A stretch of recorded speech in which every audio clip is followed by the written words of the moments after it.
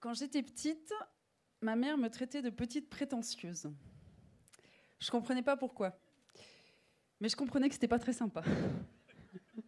Et donc, j'ai tout fait pour démentir cette prétention. Et ça m'est revenu en pleine tête. L'année dernière, Nicolas, un blogueur, a lu mon livre Les Suspendus et il m'a écrit « Ce livre m'a donné le courage de mes prétentions. Je me suis vu beau. » Ça m'a beaucoup touchée. Et puis je me suis dit, mais c'est ça, être utopiste, c'est avoir des prétentions en fait. On est en droit d'en avoir. Oui, j'ai des prétentions sur la vie. Moi, je ne crois pas qu'on soit sur Terre pour être une fille obéissante, un gentil électeur et un bon consommateur. Et cette prétention, finalement, elle m'a sauvée, elle me sauve chaque jour. Parce que je fais partie de ces gens qui éprouvent ce qu'on inflige à la planète, aux vivants, aux êtres humains. Ça me touche profondément. Alors ça paraît un peu dramatique comme ça, mais ça va. J'arrive à vivre avec.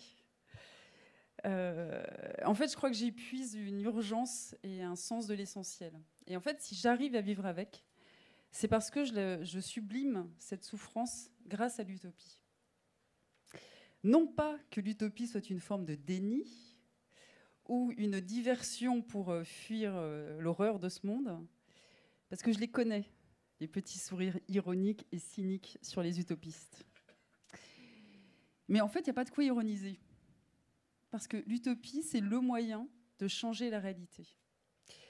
L'étymologie d'utopie, c'est ce qui n'a pas de lieu, c'est donc l'irréalisé. Et depuis quand l'irréalisé, c'est l'irréalisable? Et pourquoi ce qui n'existe pas ne pourrait pas exister un jour? On n'invente jamais rien. Donc, cette petite condescendance à l'égard des utopies, des utopistes, en fait, ça révèle un manque de vision, un manque d'audace, et peut-être même une peur, la peur d'espérer, la peur de rêver grand. En fait, le contraire de l'utopie, c'est pas le réalisme, c'est le conservatisme. Heureusement pour nous, certains, certaines s'autorisent à rêver grand. Sans utopistes, le train n'existerait pas. Nous n'aurions pas Internet, je n'aurais pas la sécurité sociale, je n'aurais pas le droit de vote, et mon sucre serait encore taché du sang de l'esclavage. Tout ce qui nous paraît évident aujourd'hui, nos droits les plus légitimes, les plus beaux, étaient des utopies inconcevables. Qui, aujourd'hui, douterait du combat des suffragettes pour le droit de vote? Bien, à l'époque, ces petites prétentieuses n'étaient pas plus de 400 en Angleterre. Et la plupart des autres femmes leur crachaient dessus. Qui ne serait pas fier de dire « Pendant la guerre, j'étais dans la résistance » ? On serait 2 à 3% à pouvoir le dire. Et les autres les considéreraient comme des terroristes ou des traîtres à la nation. Pourquoi tant de haine envers ceux et celles qu'on honore des années plus tard? Parce qu'un utopiste prétend à un tout autre futur. C'est donc une contestation du présent. Et ça, dans notre grande majorité, nous détestons qu'on conteste notre présent. Ça vient fissurer notre harmonie, notre illusion d'harmonie, notre ciment social. Penser que notre monde va plutôt bien nous rassure. S'en remettre aux autorités nous décharge de nos responsabilités. Alors tous ces gens qui prétendent à autre chose, en fait, c'est comme s'ils disaient « Dans ce monde, quelque chose est intolérable et pourtant, vous le tolérez ». C'est hyper dur d'entendre que peut-être nous collaborons au pire. Alors on préfère les traiter de bisounours, de radicaux ou de bisounours radicaux. Le nouveau. Hein? Non mais les bobos, les haltères, voilà, les écolos, tout ça, 50 ans qui nous embêtent, ceux-là. Vous voyez? Donc en fait, nous voyons ce qu'ils dérangent au lieu de regarder ceux qu'ils défendent. Certes, un utopiste pose des objectifs radicaux. Mais sinon, dites-moi, c'est quoi la bonne proportion ?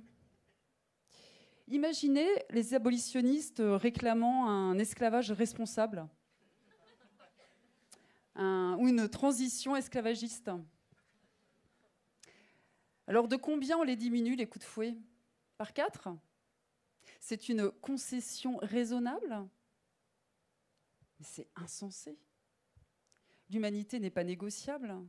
L'humanité, c'est forcément radical. Et vous pensez qu'on fait quoi aujourd'hui, en fait ? La pollution de l'air, ça se voit moins, mais elle tue. En France, 48 000 personnes par an meurent de la pollution de l'air. Alors on se donne combien de particules fines en moins ? On s'autorise combien de morts ? Quel quota d'enfants asthmatiques ? Vous pensez qu'on en pensera quoi, en fait, dans quelques années ? Ce sera injustifiable. Au nom de notre modèle, nous négocions la vie des gens. C'est pas parce que notre modèle est dominant, la norme, qu'il est acceptable. L'esclavage aussi, c'était la norme. Un utopiste ne se soumet pas aux normes. Il se soumet à ce que lui dicte son cœur. On devient utopiste par urgence, par nécessité intérieure. C'est un élan qui passe par vous et vous dépasse. Et en fait, c'est un élan profondément lumineux. Dire non à l'intolérable, c'est surtout dire oui. Oui à la vie, oui à une humanité qui grandit. Un utopiste, en fait, a des prétentions sur qui nous pourrions être. Un utopiste décide du futur qu'il veut voir advenir. Il est habité par le désir d'un autre monde, et c'est pour ça que c'est si puissant. Le désir, c'est plus fort que la peur, que la tristesse, que le sentiment d'impuissance. Ça vous transcende. Et puis, il a la foi. Un utopiste, il y croit. Il croit en lui, il croit en son pouvoir, il croit en nous. Et ça lui donne un courage essentiel, celui de désobéir. Ça aussi, ça dérange.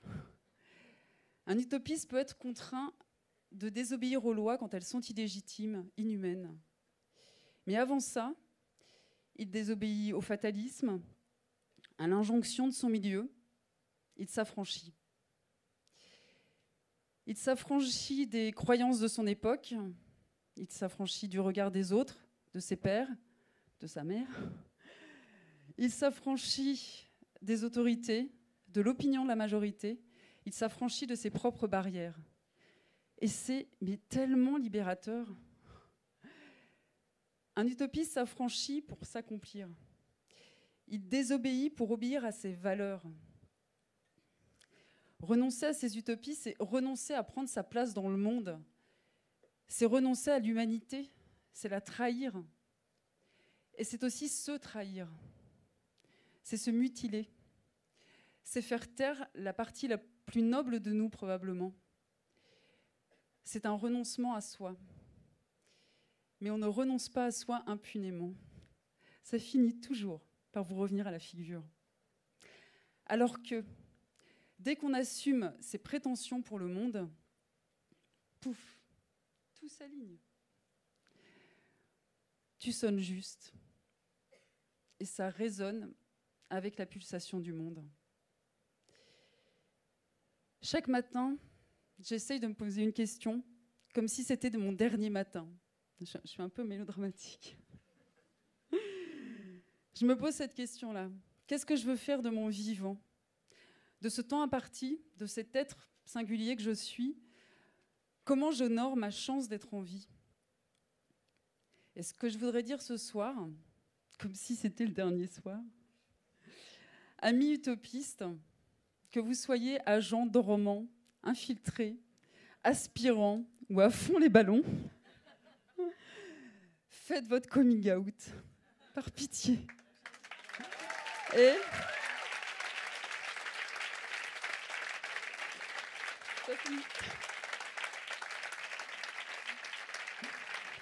utopistes debout, arrêtons de nous excuser. c'est vraiment le truc que je voudrais dire. Vivons intensément pour réaliser l'utopie d'être ce que nous sommes. La grande marche du monde est suspendue à ce choix et notre accomplissement également. Merci.